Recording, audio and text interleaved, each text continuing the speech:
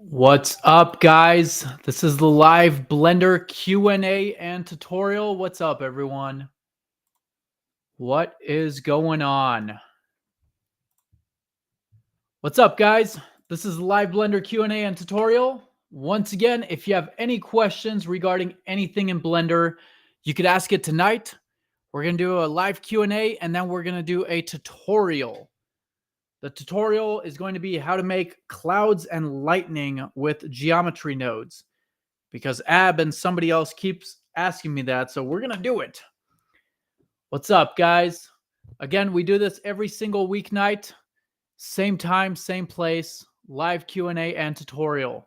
So if you have any questions regarding anything in Blender, you could ask it tonight. So join on in. Once again, guys, the place to be is on the Zoom. If you go to the Zoom link or go to zoom.com and type in the ID 824-9416-7520, you'll be able to see this in full screen on Zoom, which is a much better viewing experience. All right. So if anyone has any questions in Blender regarding anything, you could go ahead and ask it. Once again, I'll take questions for a little bit, and then we'll do a live tutorial on making lightning and clouds with geometry nodes, which is going to be really, really sweet. And again, guys, we're live on YouTube, Twitch, Kick, and Instagram. So feel free to go to any of those platforms, because I know on Instagram you could barely see anything because the screen is so tiny. All right. Does anyone have any questions? Again, the questions can be simple. They do not have to be complex. I know a lot of people are beginners, so even if your questions are beginner level, you could ask them. And again, it could be questions regarding shader nodes, geometry nodes, modeling, animation, texturing, whatever you want. And then we'll get into the live tutorial. By the way, guys, the official site for this community is blendermania3.com. What's up, Lars? How do you make an animation of blood splash on object? For that, there's different ways you could do it for sure. Let me see which way I would go about it. You could definitely use the fluid sim, but with the fluid sim, it's so terrible that I personally don't like it too much. You could do something with dynamic paint. I would probably do some dynamic paint. So Lars's question is, how do you make animation of blood splash on an object? So let's get into that. Hi, I have a doubt how to create hair at any surface plane. Sure, we could get into that Raider, sorry. But let me get into Lars's question first. So Lars's question was how to make animation of blood splash on an object. So basically, again, there's many different ways to go about this. You could do this with shader nodes. You could do this with fluid simulation. However, there's a really cool option in Blender called the dynamic paint. So for example, here, let's say I'm going to add a plane, and let me go ahead and rotate it and scale it up and move it back. You can see that right here, I could go to the physics right here, and we have something called dynamic paint. And this allows for you to dynamically paint onto a canvas using a brush. Again, the question is how to animate blood splash on an object. Now, right here, we could add a dynamic paint on this wall right here. And you can see that we have two types. We have canvas and brush. So this is going to be the canvas. This is going to be where the blood goes. So I'm going to click on Add Canvas right here. Now, right here, I'm going to hit Shift-A, and I'm going to add, let's say I'm going to add a, let's say a cube right here for the paint effect. Actually, for now, I'm just going to add a UV sphere. So UV sphere. And with this is going to be our brush. And I'm going to click on Dynamic Paint again and change this to Brush right here. And I'm going to click Add Brush. So right here, you can see that we have the paint color. So right here, I'm going to change this to a red color, obviously, since we're making blood. And on our mesh over here, you can see that we have a format set to vertex, but that's not what we want, because what this is going to do is it's basically going to displace the geometry based on the vertices. So for example, let's say we have this blood right here. I'm going to add a keyframe here. So to add a keyframe, I'm going to go to frame 30 and hit G and Y and move this through right here. It's going to splash on the wall. And I'm going to hit I again. So right now we have this right here. If I leave this to vertex right here, if I subdivide my mesh right here, you could see that right here, let me change this to displace. So I'm changing the surface type from paint to displace. You can see this is going to displace our wall, which is not what we want. We could also put this to waves, which creates like a wave effect, which is pretty cool. Actually, that's a pretty cool effect. You could get like this kind of weird warping mirror or water effect, which is kind of eerie. But we don't want this. We don't want it to affect the geometry. So I'm going to hit Control Z to undo all these subdivisions.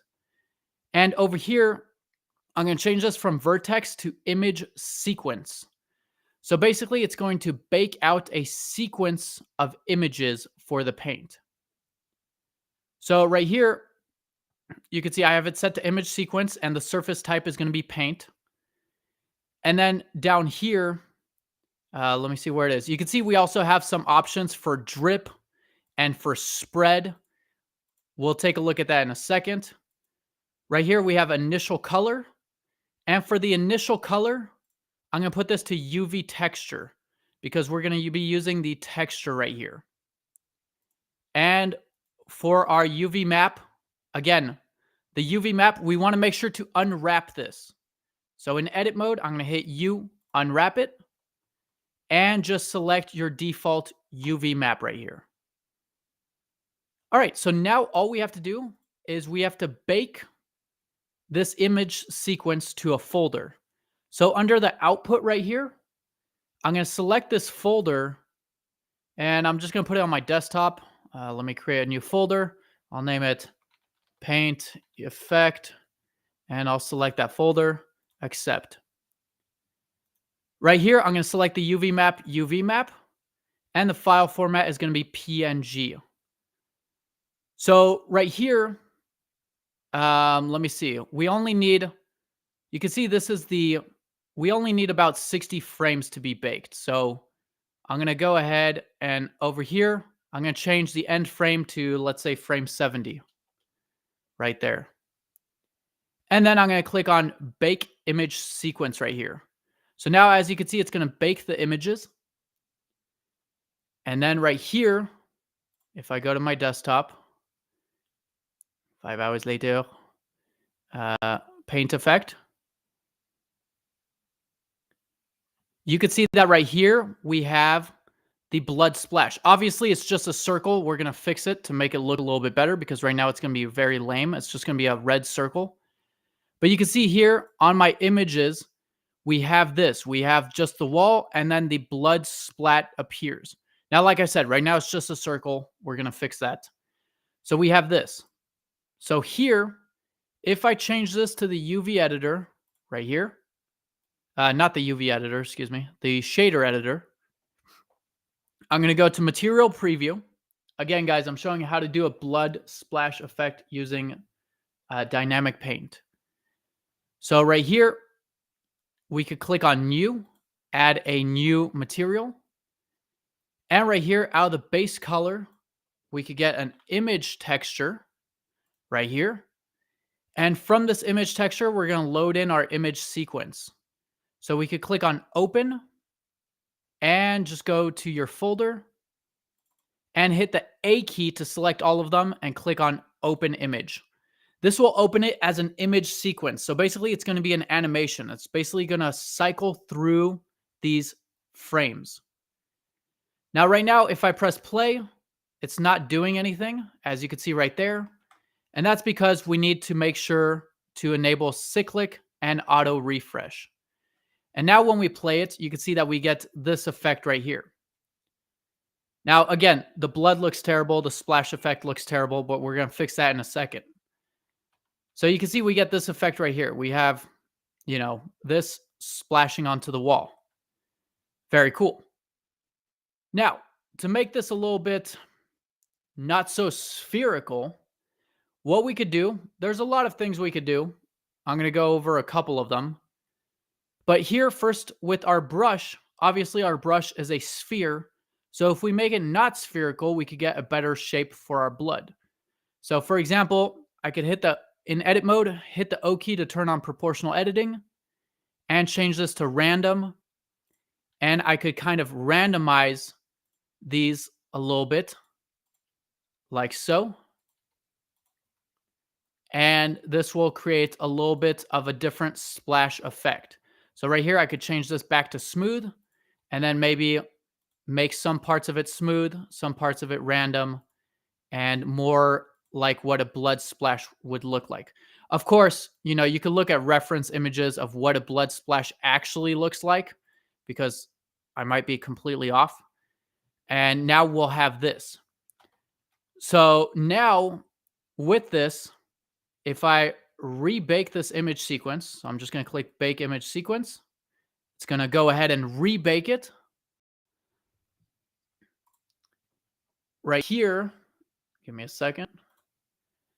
So right here, I could then remove this and open that image sequence again. So I'm going to go to Paint Effect and select all of these.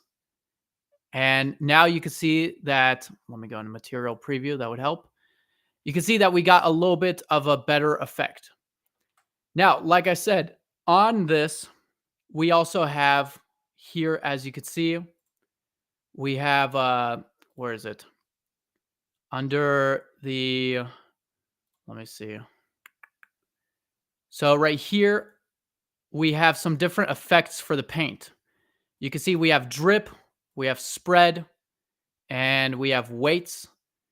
So right here, if we enable these, I've actually never used these, so let's see kind of what happens. So right here, right here, how fast spread effect moves on the canvas surface. So let's say also you want it to like splash across the canvas and fall down.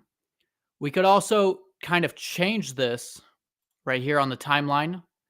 So we could have this actually hit the wall and then maybe stay on the wall a little bit. And then here, hold on one second. I didn't key it properly. So I key. We could duplicate this keyframe. And then here we can make it like slide down the wall a little bit as well. So, kind of like that and make it slide down the wall. And also we could enable these different effects such as spread and the drip, etc. I'm going to turn up the velocity on the drip and the acceleration right here. And let's rebake this and see what this looks like.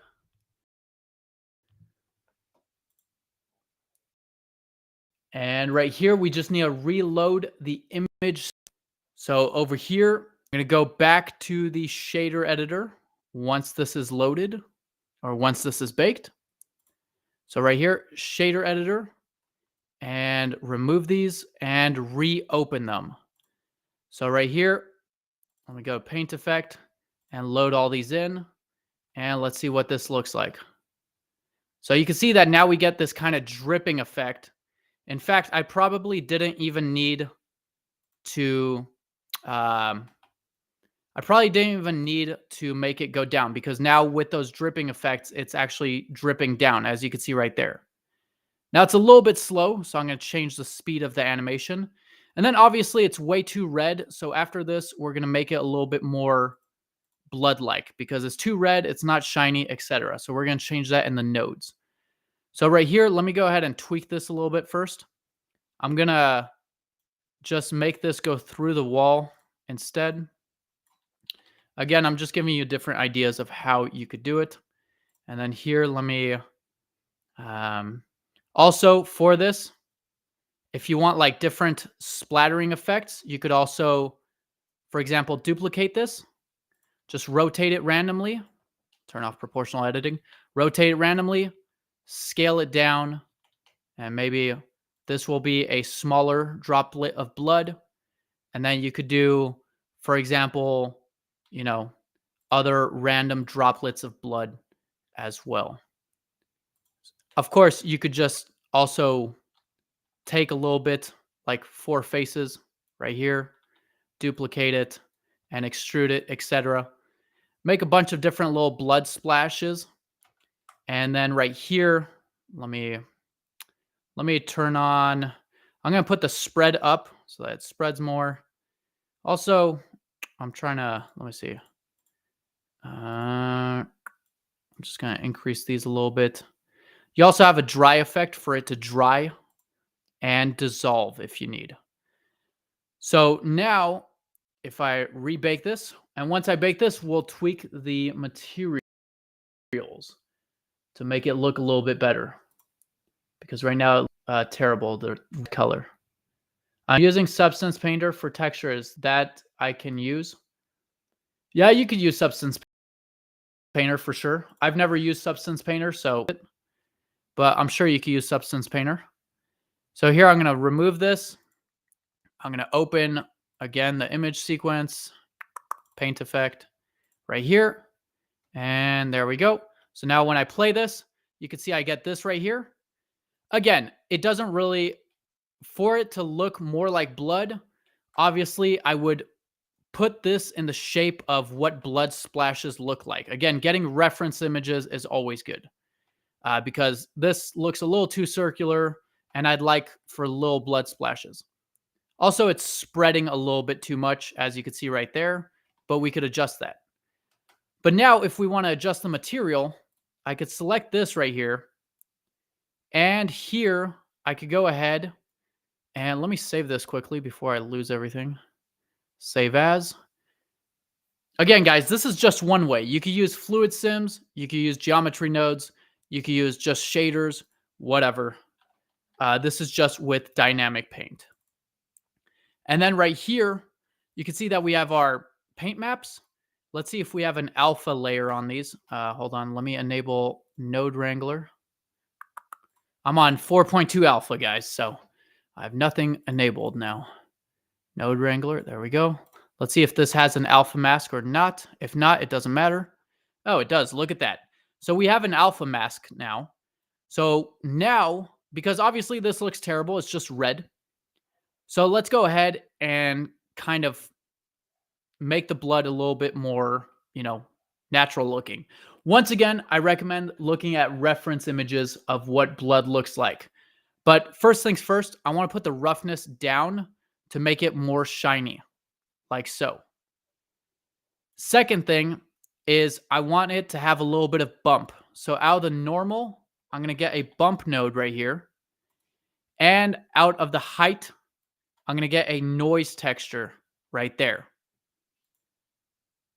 5 hours later.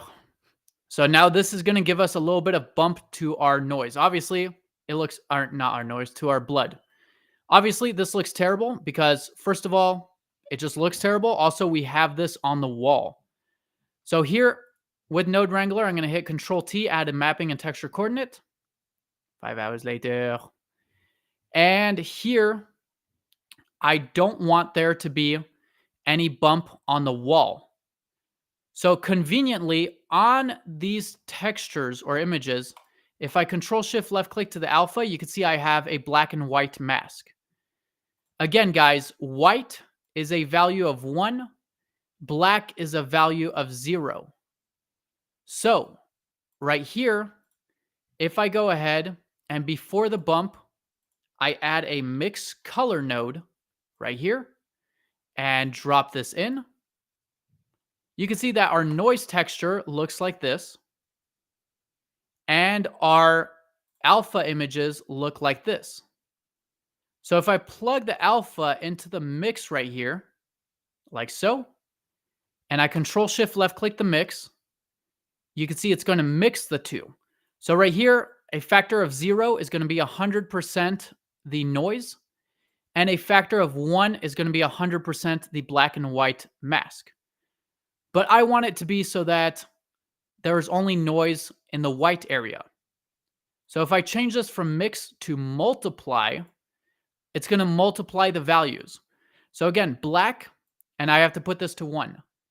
And now you can see that we only have the noise where the blood is, because again, it's multiplying these values. Again, black is 0 and white is 1. So wherever there's black, it's going to be 0 times anything, which is 0. And here where it's white, it's going to be 1 times anything, which is the same amount. So now you can see that we only have the noise where the blood is. As you can see right there, 5 hours later. As you can see right there.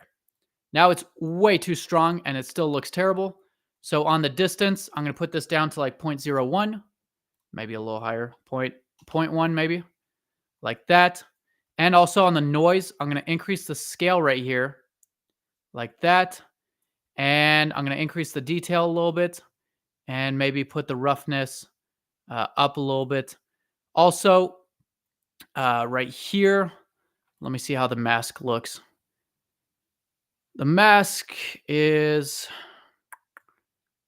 it's a little bit too sharp for me. So let me see if I can't tone down the mask. If I add a color ramp after this alpha and Control-Shift left click it, I could change this from linear to B-spline. And this is going to give me a little bit, well, it's not really going to give me a better, well, a little bit, I guess, right there. It's going to give me a little bit of a better fall off for that. All right. But now, 5 hours later. All right. So let me put down the distance a little bit, 0.02 maybe, right there. And I'm going to put this to like 4.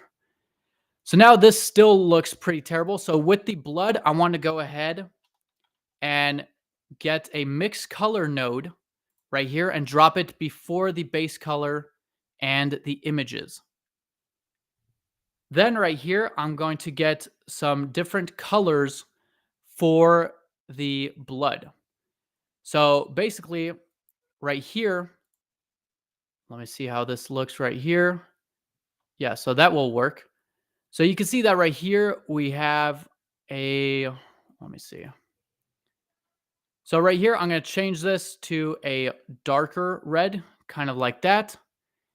And in the, out of the factor, I'm going to get a Musgrave texture. Oh, wait, we don't have Musgrave texture anymore. It's been replaced by the noise texture. My bad. So right here, I basically want to kind of get different colors for the blood area. So right here, I'm going to plug this vector into the vector. And right here, I want to go ahead, Control-Shift left click the noise texture. By the way, guys, the Musgrave texture has been replaced by the noise texture.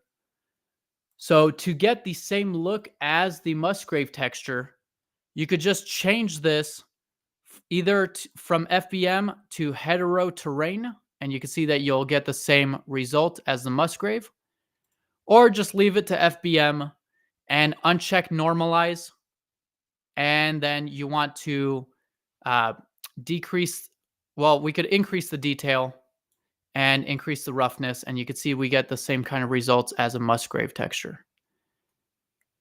All right, so this right here is going to give me a mask for different kind of hues of red, basically. So here, if I plug this into the factor, and let me see how I want to do this exactly.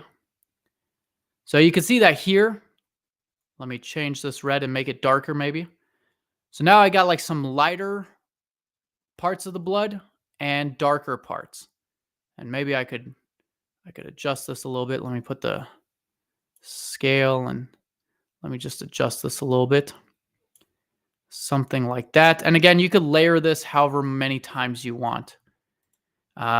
Also, I don't like the color of this blood. It's a little bit too red. So I could add a hue saturation value node before this one, and I could go ahead and bring the saturation down. Actually, not the saturation. I don't want that. I'm going to bring the value down to kind of darken it. And the hue, well, I'm not going to change the hue. Let me also increase the distance on the bump a little bit because it's not enough. Give me a second. So right here, we're just kind of tweaking the material. And again, guys, you know, you could spend a lot more time tweaking this. All right, that looks that looks like something from a horror movie. 0.02, no, 0.05. Let me put it to 0.1 for now. 0.1. Now, I don't like this kind of sharp edges around it, so I would want to tweak that. But right here, you can see that I have this right here. However, obviously, I don't want these different colors of blood on the wall. So here, once again, I need to create a mask where here, this is going to work good for the mask. So what I'm going to do is once again, duplicate this right here. And here, I'm going to plug this multiply, which is the black and white mask, and plug it. Actually, let me see. I actually want this one into here. There we go. I think I'm getting a little too deep into the nodes now. Let me see where I want it. There we go. And then this will control the color of the wall. So here you could change the color of the wall. Let's say for the wall we want like a, let's just say like a white stucco, not stucco, but just like a white wall. We could also do a brick wall. Yeah, let's just do, I think or maybe a wooden wall. Let's do a white wall. White wall's better. So for example, right here, out of A, I could get a Voronoi texture right here, set to distance. By the way, does anyone have any questions on anything I just went over so far? Because I've just been, where are you from? Whoa, that's amazing. Thank you. I need back to work by save your video. Gonna watch later. Where are you from? I'm from France originally, man, but I live in LA. Yeah, for anyone who's joining in a little bit late, all the recordings will be on my YouTube, on Blender Mania on my YouTube. So let me know, guys, if you have any questions on any of the nodes or what I'm doing as I'm doing this. So right here, I'm adding a Voronoi texture. What I want to do is basically add like cracks in the wall. So I'm going to change this from F1 to distance to edge. And this is going to give us a kind of cell fracture look. So right here, you can see we get that. Now, obviously, this is way too intense. So what I'm going to do is I'm going to put the scale kind of, I'm going to put it to something like that. And here, let me see. Instead of, let me see how I want to do this. Yeah, I guess I'll add a color ramp. So right here, I want to, obviously I don't want it white and black for the cracks. I want to add a color ramp right here. And this will dictate the different colors. So obviously I want like a white color. And for the cracks, I want a little bit of an off-white color. So I'm going to make this like a very light off-white grayish color like that. Now, right here, let me contrast this color ramp so that the blood, you can see that this is, making the blood a little bit washed out. So I'm just contrasting this B-spline color ramp right here. And I still don't like how sharp this is right here, but I think I'll just fix that for another time. Then on the Voronoi texture, you can see that these cells are way too straight. So what I can do is I can distort the vectors of these cells. The vector is basically telling us how these cells are distributed or where they're placed. So out of the vector, if I get a mixed color right here, I could go ahead and on B, I could plug the original vectors here. So I could let me change this to object right here, and I could take this and plug this into slot A of the color, the mixed color. So right here, let me put this scale down. Whoa, not so much. So now I'm gonna out of B, I'm gonna get a noise texture right here. And 5 hours later, I'm then going to take this same mapping and plug it into the vector right here. So what this is going to do is, as you can see right here, did I set it up properly? Let me switch this maybe. Let me rotate it around. What did I do? I don't think I set this up properly, which is weird because I've done this setup so many times. Let me see. Give me a second, guys. What am I doing wrong? There's something I'm doing differently. Let me check something. So right here, let me set it to lighten. It's so funny because I've done this setup at least 1,000 times, and I haven't done it in like 3 weeks, and now it's basically messing. Oh, there we go. I don't know what was happening.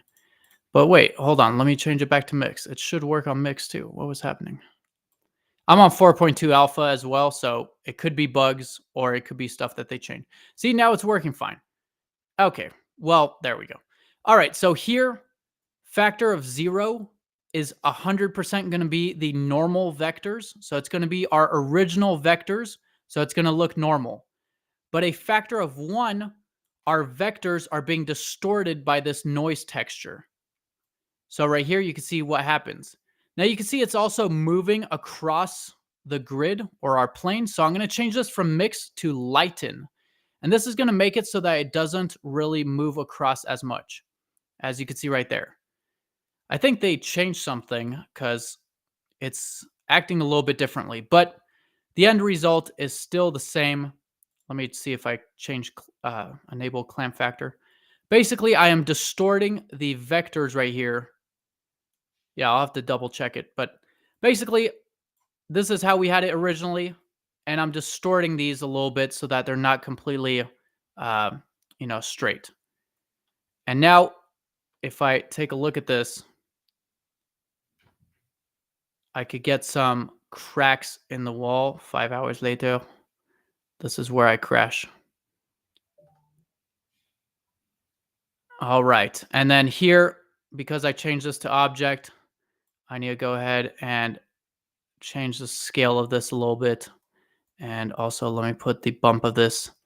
Let me put the scale of this to like 1 and the distance to like 0.02 right there. And maybe bring the value of the blood down a little bit. And also right here, I'm going to bring the roughness down a little bit.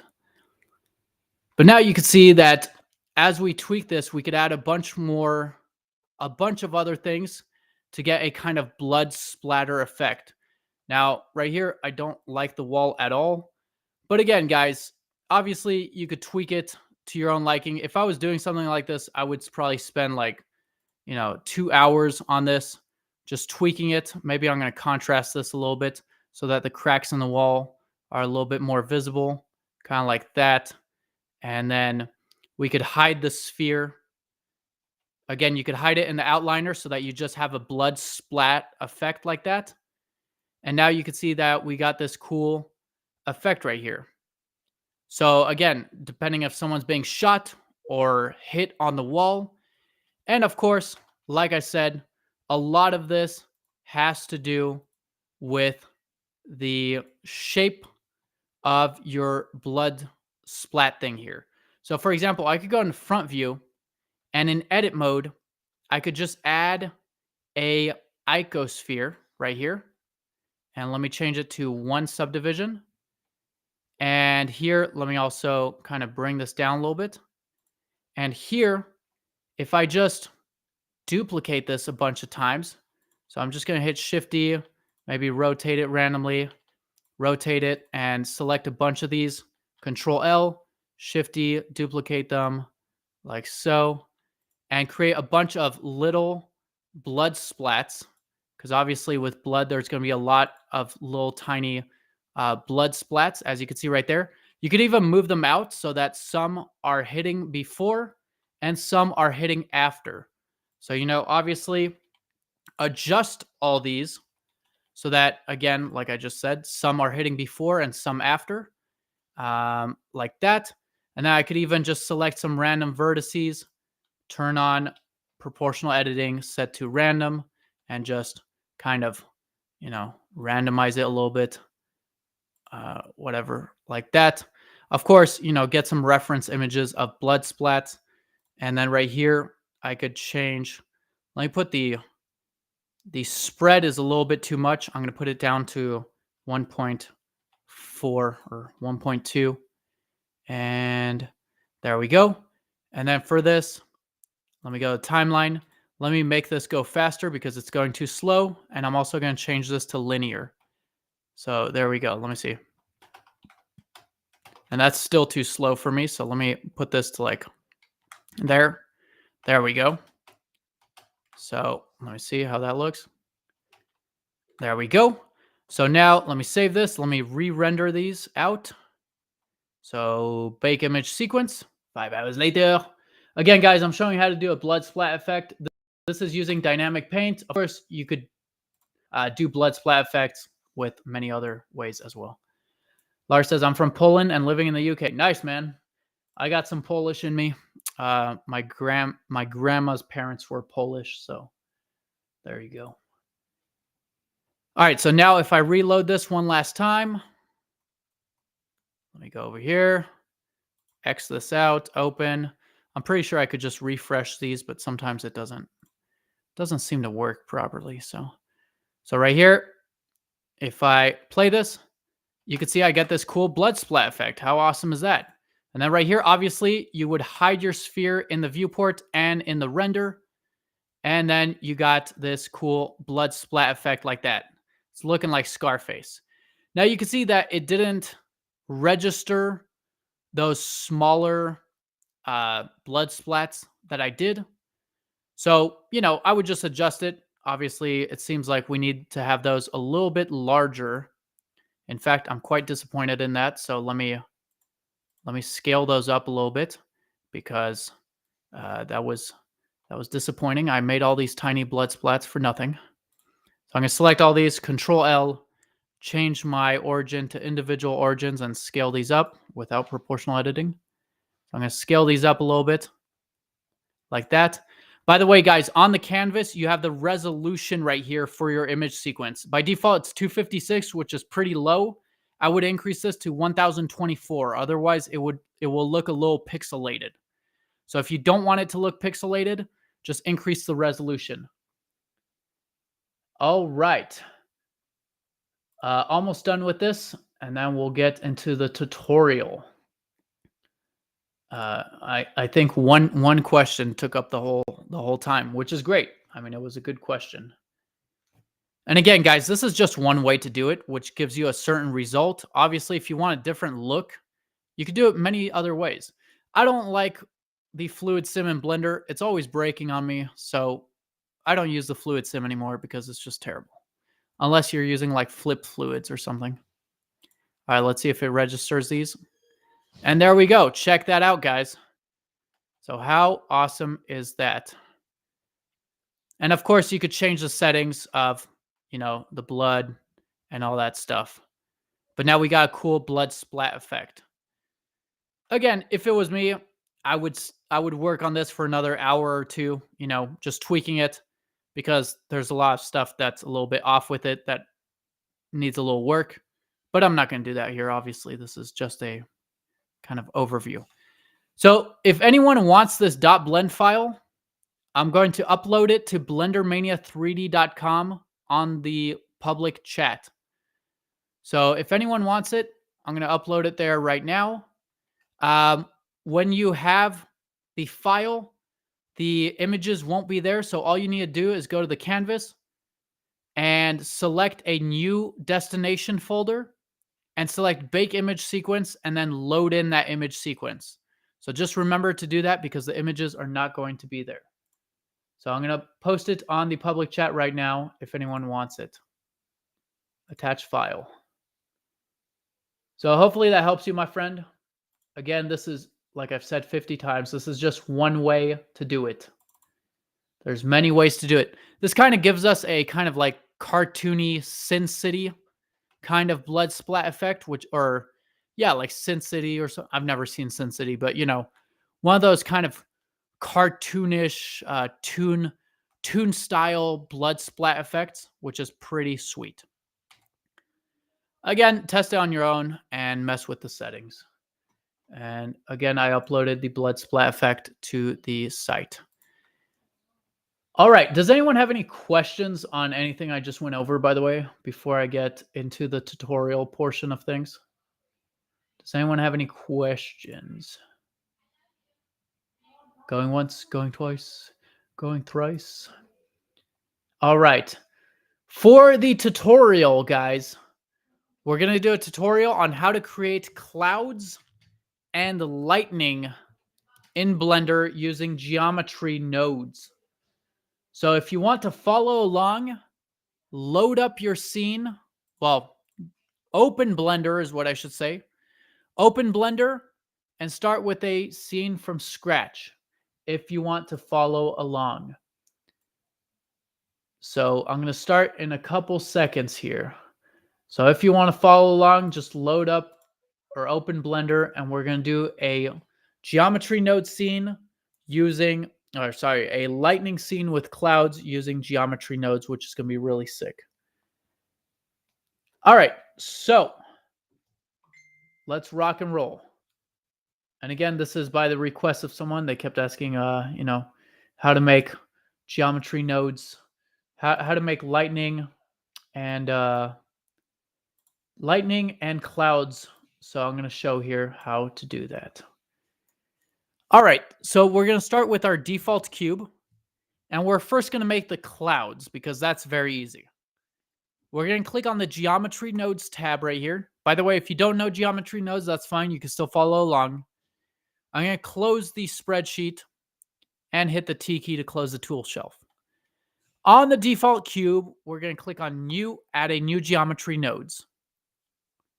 All right, so first things first is we want to convert our cube volume. So we're going to hit Shift-A, get a mesh to volume right here. As the name implies, this is going to convert our mesh into a volume. Pretty self-explanatory. By the way, guys, as I go through this, if you have any questions, feel free to ask it. So right here, with the mesh to volume, you can see we have a volume right here. Now, in this volume, I want to distribute some points in the volume. So I'm going to get a distribute points in volume node right here. And this, again, as the name implies, is going to distribute points in the volume of our volume right here. So now we have points in the volume. Pretty cool.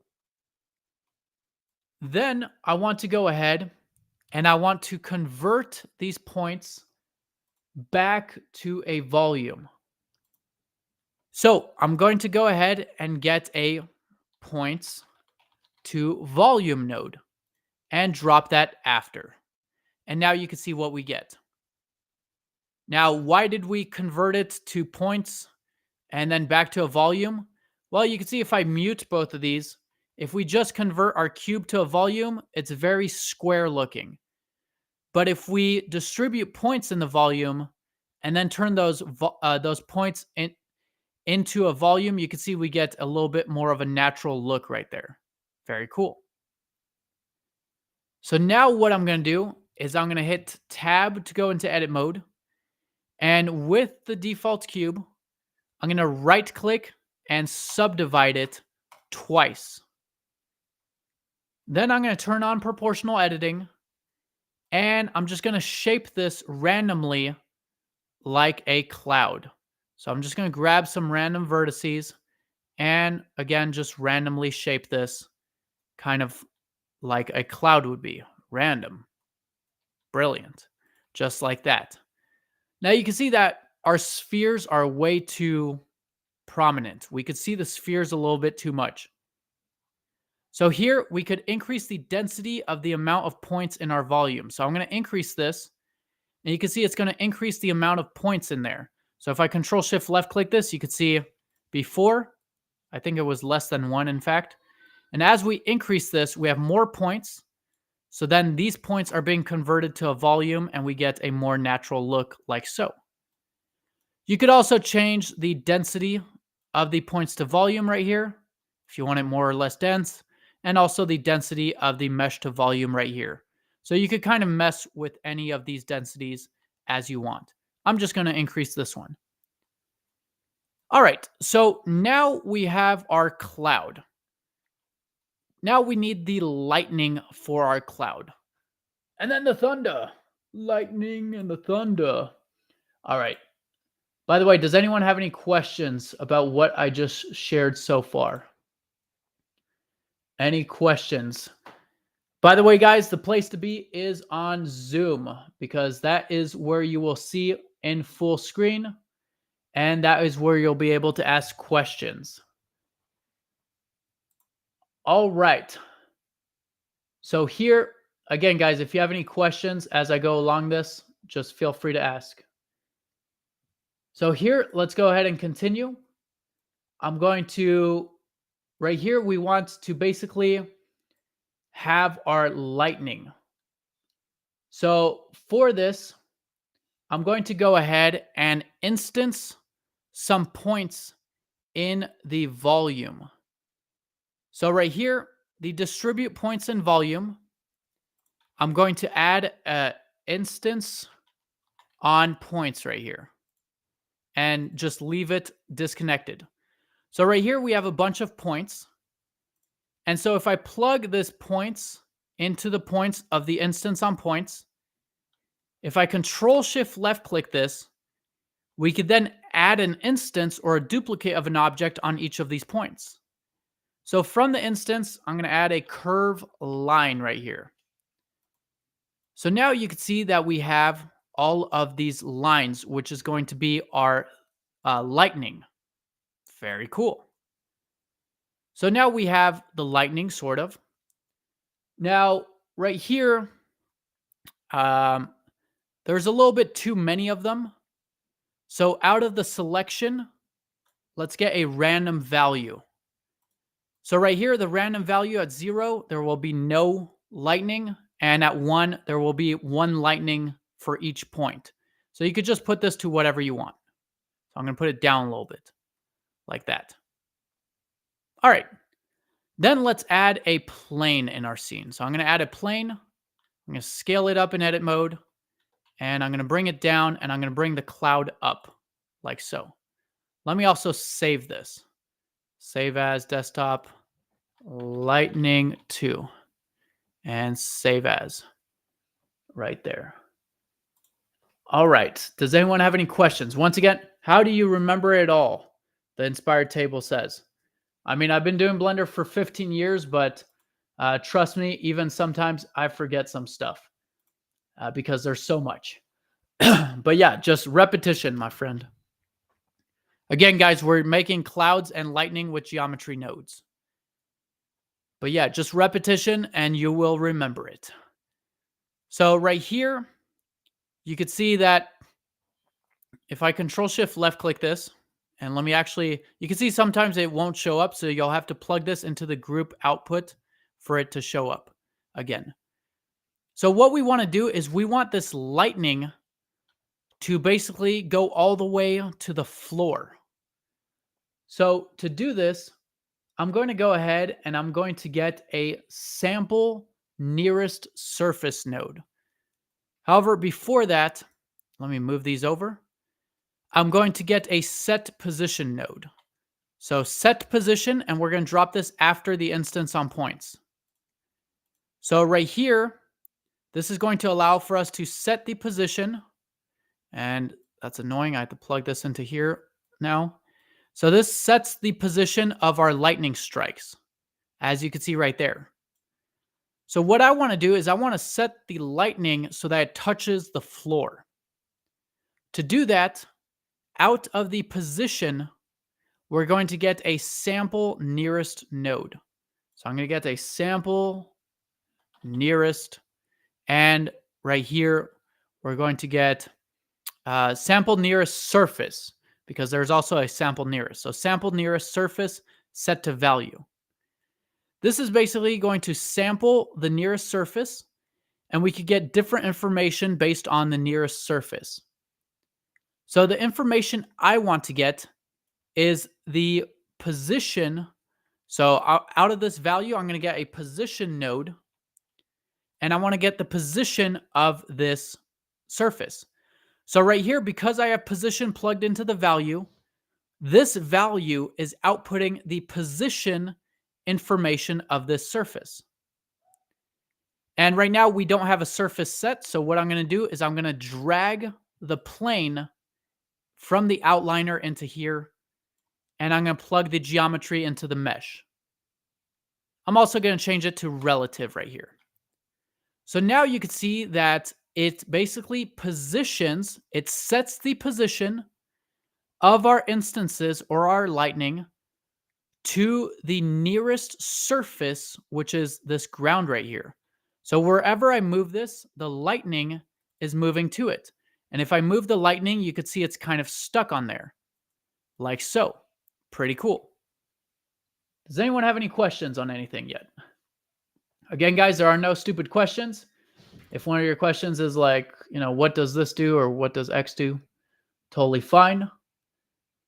Again, let me know if you have questions as I go through this. So right here, it is basically positioning the lightning right there. However, what I want to do is here, the lightning is all kind of one object. So before the set position, I'm going to get a realize instances. This is going to make the instances real. Basically meaning that they're not duplicates, they're all individual curves now. However, you can see that they have now disappeared. And that's because the whole curve is flattened onto the plane. So let me mute this quickly. Right here, I only want the end part of the curve to snap to this plane and not the top part of the curve. So I'm going to hit the M key to unmute this.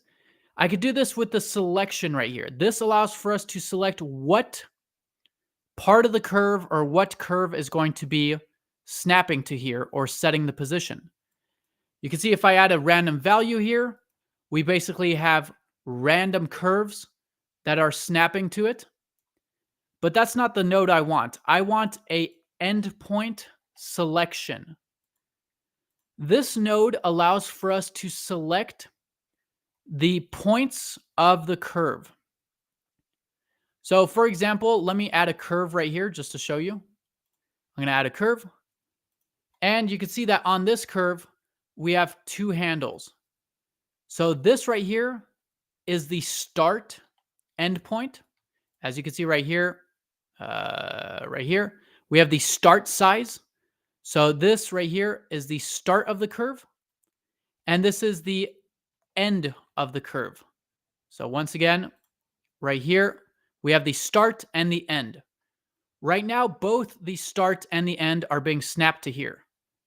But if I remove the start by putting it to 0, you can see that now only the end part of the curve is being snapped. And now if I move this, you can see no matter how high I move it, it's always going to be snapping to that surface. Or if I move this, you can see that our lightning is always snapping to it. Or not the lightning, but only the end part of the curve is going to snap to the surface, as you can see right there. Very cool. Again, it's setting the position. It's setting the position of the end of the curve based on the nearest surface, which is this object. Hopefully that makes sense. Does anyone have any questions about what I'm going over? Again, guys, if you missed anything, the recording will be on my Blender Mania YouTube channel. All right, so now with these, they are way too straight. So what we want to do is we want to distort these. So right here, after the set position, I want to go ahead and get another set position, basically. So I'm just going to duplicate this one and drop it right here. And let me plug it into there. So now this, we could set the position of it, but I don't want to do it that way. Out of the offset, I'm going to get a noise texture. Noise. And this is going to set the position of these based on the noise texture, as you can see right there. Now, the issue is that these curves only have 2 handles. So right now, you can imagine if we have a curve like here. Again, you don't have to do this. Dang it. Like that. So a curve with 2 handles like this. Well, we can't really make it look like lightning because we don't have that many handles. You know, it still looks like a straight line. But if we were to subdivide this a bunch of times like that, we could then take these different handles and then move them around like this. And you could see that we get a kind of lightning type shape like that. So what we're going to do is on this, before the set position, we're going to get a resample curve. So resample curve and drop that before. And the resample curve basically redistributes the amount of points in the curve. So before we just had 2, so it looked like this. But here you can see we could increase this and it gives us more points to deform with this noise texture now. How awesome is that? So here I'm just going to put it to like 20 right there. All right. Very cool. Next, you could see also that, let me join back in the cloud. By the way, does anyone have any questions on that? Anyone have any questions? No? Okay, cool. Again, guys, the official site for this community is blendermania3d.com if you ever have any questions. All right, so now what we want to do, if I get a join geometry right here, join geometry, and I'm going to drop it at the end. And here I could join back. I could put the points to volume into the join geometry. And this will bring back the cloud. Now, you can see that we have an issue. Is that when I set the position of these using the noise texture, if I mute the noise texture, you can see that, let me move to the side. You can see that it's kind of shifting these to the right or diagonally. So it's kind of shifting these over. And that's because, again, with the noise texture, if I disconnect this, it's basically moving these values. And if you move all of these values, you can see it moves diagonally. So it's moving it diagonally very slightly with this noise texture. So to bring it back to center, we could add a vector math, drop it in, and we could bring all these values by left-clicking and dragging down to negative 0.05, which will bring it back into place. So now you can see that if I mute or unmute this, you can see it's not going to move. Or sorry, if I mute and unmute this, you can see that right here we're bringing them back into place. So let me put this offset back to 0. There we go. So there we go. So now this is going to bring them back into their position. Not negative 0.05. No wonder. Negative 0.5. Excuse me. There we go. I'm like, why is it still offsetting? So now you can see that these don't shift around. You want negative 0.5 right there. And that will basically shift it. Because again, the add node basically moves this. So if the noise texture is moving it this way, well, if we go ahead and put it to a negative number, we could move it back to its position. All right. Does anyone have any questions about what I just went over? I mean, I've mentioned that 100 times, but I guess no one has questions, which is good. All right. We're almost done, sort of. Now, right here, I have a little bit too much lightning. So I'm going to put the random value. I'm going to bring this down because there's way too much lightning. Maybe I'll put it to like 0.0 something like that. There we go. All right. So now we got to go ahead and we need to basically change this so that it's not completely flat. Because right now we just have, wireframe lightning. So after the set position, we're going to go ahead and we're going to get a curve to mesh. So let's get a curve to mesh. Curve to mesh. Curve. Where is it? Curve to mesh right here. And drop it after the set position. From the profile curve, we're going to get a curve circle. Basically, this is going to turn, as the name implies, it's going to turn our curve into a mesh. Now you can see that we got giant, wacky, wavy, inflatable tube men. Wacky, wavy, inflatable tube men. Family Guy. Anyways, we could change the radius here if we want, as you can see. But we want the lightning to be bigger at the top and then smaller as it goes towards the floor. So before the curve to mesh, we're going to get a set curve radius. Set curve radius and drop that in. So now the difference with this is we have a radius here, but you can see that this radius is a field, whereas this one is not. So from this radius, we could get a spline parameter factor. Again, the spline parameter factor, basically a factor is a value that goes from 0 to 1. So you can see that right here where it's thicker, it's a value of 1. And as it goes up to the end of the curve, it's a value of 0. Hence why it's bigger here and smaller here. Because again, the factor of a curve, a spline is the same thing as a curve. It goes from 0 to 1. However, obviously, you could see it's inverted. We want it to be 1 up here and 0 down here. So we could remap this by getting a map range node right here and drop it after the spline parameter. Then right here, we could put the 2 max to 0 and the 2 min to 1. And in fact, I'm going to put it less than 1 because 1 is a little bit too thick still. So I'm going to bring this down. So now you can see that we get this kind of look right here with our lightning. And if I move this around, check it out. It's always going to snap to this floor right here. Pretty cool. Or if I rotate it around, as you can see right there. Very, very cool.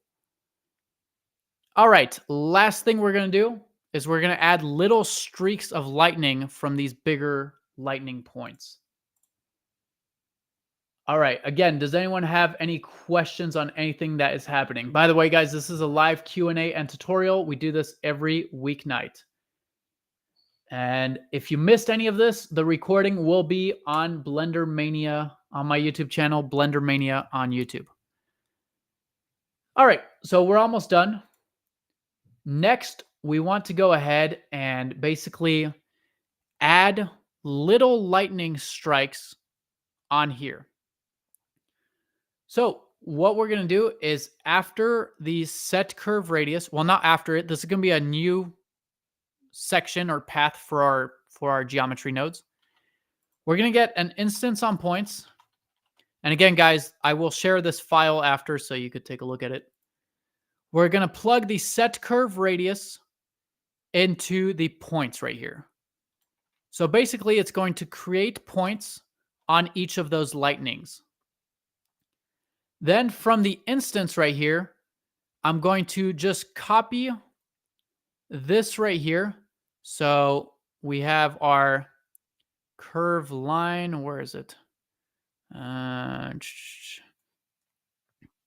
Actually, let me just add it back because it'll be a little more annoying.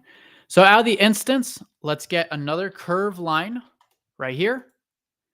As you can see, now we have a bunch of lines right here, or curves. And here, let me plug this new instance on points into the join geometry so that you can see what it looks like. And let me preview that. So right now we got a bunch of little lightning parts coming out from there. However, obviously they're completely straight and they are not orientated properly. So once again, same trick that we did for the main lightning. We're going to add a resample curve to add more points to the curve. And then we're going to add a set position. So set position right here. And we are going to plug this same, let's see, which one do we want to plug? We're going to plug the same add node right here into the offset right here. So now you can see it's distorting those as well. Now with these, we also want to obviously add thickness to them. So I'm going to add a curve to mesh right here, drop it in. And now the profile curve, I'm going to get I'm going to plug the same circle. So I'm going to get this circle that I have right here, curve circle. I'm going to plug that in there. And then, of course, I want to get a set curve radius. So here, I could get a set curve radius, drop it before.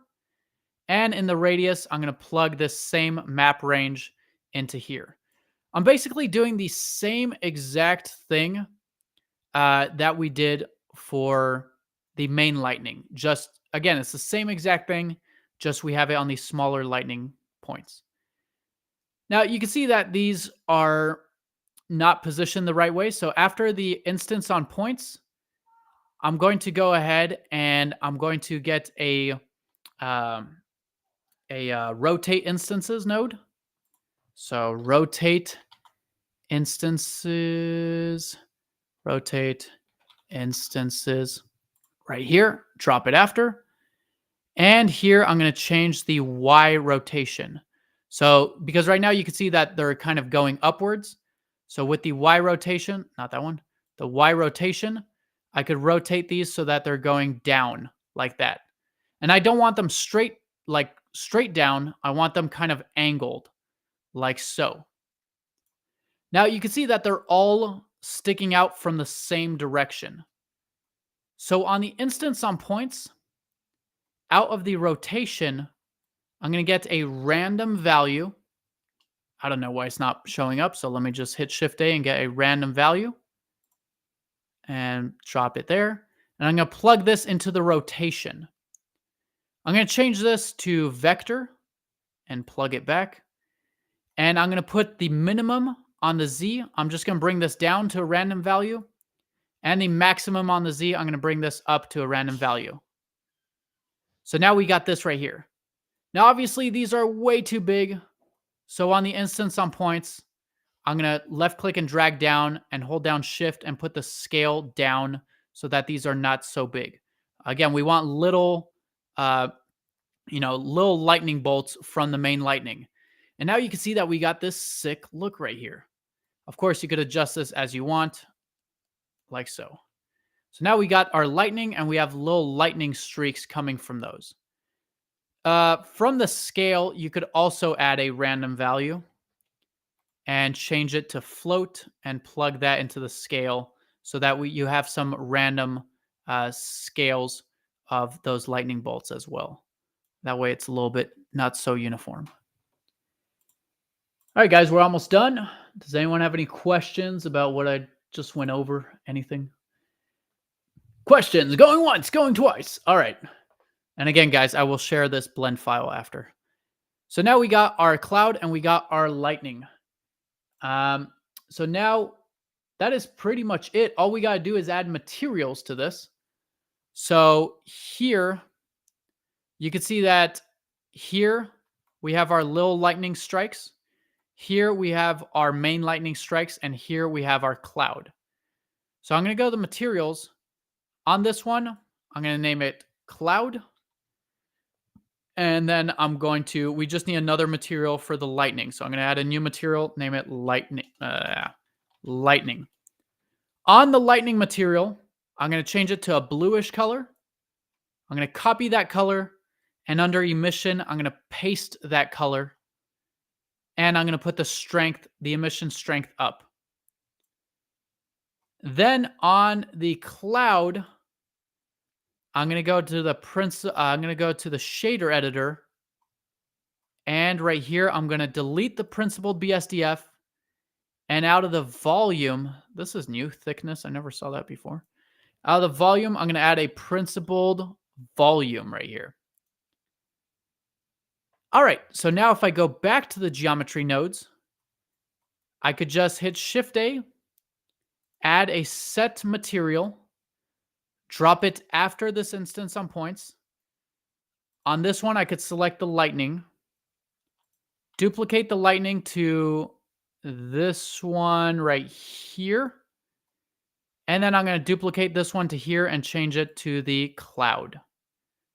Because, yeah, that's the cloud. So now, let me save this. If I go to rendered viewport shading mode, and let me change this to cycles.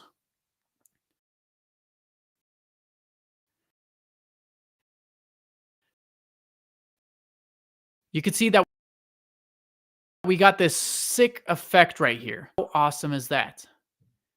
Surface it's next to.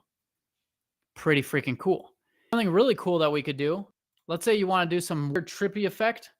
We can select this plane, and I could go ahead and I'm going to delete all these vertices, and I'm going to hit Shift-A. I'm going to add a circle instead. Again, in edit mode, and I'm going to rotate it 90 degrees, scale it up, and then I'm going to extrude this a little bit, like so. And now you can see that when I position this right here, the lightning is basically going to attach itself to any points of this circle, as you can see right here. So now as I rotate or move this cloud around, you can see that we get some trippy kind of Nikola Tesla lightning thing, if that's what you want.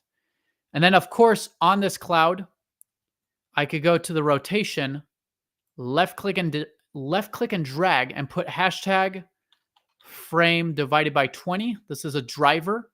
It's basically going to rotate the cloud on every frame, as you can see right there.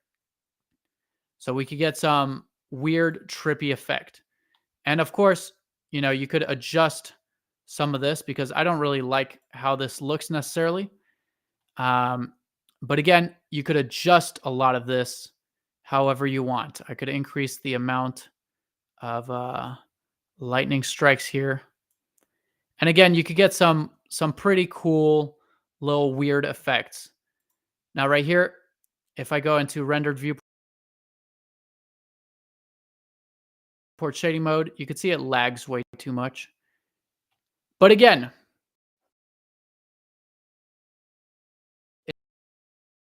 it's a really cool right there. And once again, you can see that as I move this, it's always going to strike this plane right here. So no matter where I move this, it will always strike it, as you can see right there, which is pretty cool. Of course, you could have multiple clouds. So if I select this and Shift D, duplicate it in edit mode, you can see I could have multiple clouds and they will all strike this plane right here. And of course, you could adjust things as you want. So if I go into rendered viewport shading mode right here,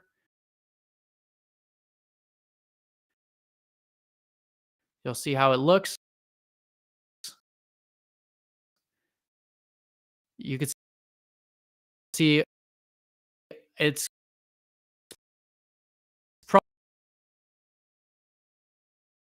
probably going to lag and you won't hear my voice. BlenderMania3.com in the public chat if you want to check it out. And with that, does anyone have any questions on this particular setup? Any questions on the Lightning setup? Again, guys, we do this every weeknight, same time, same place. And again, the recording will be on YouTube on Blender Mania. Just search for Blender Mania on YouTube. The recording will be there, and you could follow along and pause as needed. So with that, guys, hey, we did quite a bit tonight. We did a blood splat effect, a blood splatter effect with dynamic paint, and a lightning effect using geometry nodes. Also with this plane, for example, if I delete it and add a UV sphere in edit mode, you can see that now I have all of these targeting the UV sphere, which is pretty sweet. You know, you could have the world with some clouds hitting the UV sphere, etc. Although it looks a little strange right now because it's like hitting it diagonally. But obviously, you know, if you got a huge world like that, you know, obviously mess around with it. I put the file on the site. So with that, guys, we are going to end off here. If anyone ever needs any help or has any questions, BlenderMania3D.com. That is the official site and community. And of course, if you want to see the recording, it will be up on the Blender Mania YouTube channel. So with that, guys, hope you enjoyed the tutorial on the live. I'll see everyone tomorrow. Actually, tomorrow. Wait, is today Tuesday or Monday? I don't even know anymore. Today's Tuesday. So yeah, tomorrow, guys, we have a live contest. So feel free to join our live contest tomorrow. It's going to be a lot of fun. You could be a viewer or a participant, but join in the live contest tomorrow. So with that, guys, thanks for being here, and I'll see everyone tomorrow. See you guys. Ciao for now. Au revoir.